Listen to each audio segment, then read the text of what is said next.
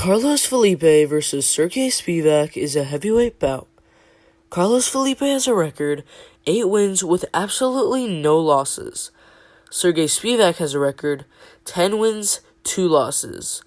Okay, so Sergei Spivak has had 3 very tough fights so far against Walt Harris, Tai Tuivasa, and Marcin Tybura.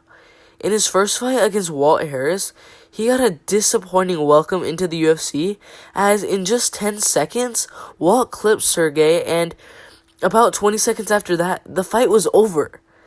In his next fight against Tai Tuivasa, he actually got to show some of his grappling, as he took Tai down 6 times in the fight, and basically just pounded him until the middle of the second round, where he locked in a submission.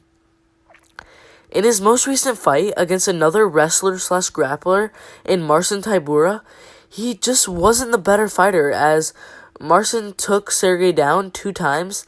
He had almost 3 times the strikes and almost 2 times the significant strikes, making Sergei 1-2 inside of the UFC.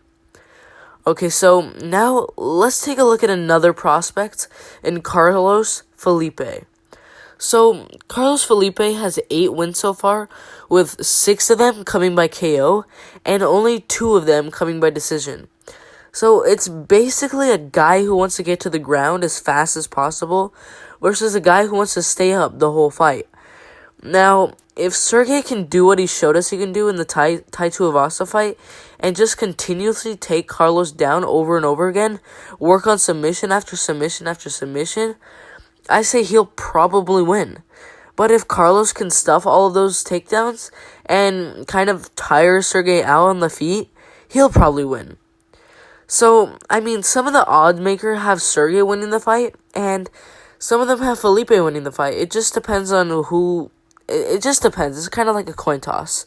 It's a really close fight, and I'm just gonna have to go with Sergei, because I think he's just too good of a grappler. I think he'll take Carlos down, batter him a little bit, and he could get a submission, but I think he'll get the win by decision. Alright, if you agree, disagree, or just have something to say, make sure to put in the comment section below, and I'll make sure to get back to every single one of those comments. Make sure to like, subscribe with notifications turned on, so you don't miss the absolute best MMA content out there. It's been fun, but I'm out of here.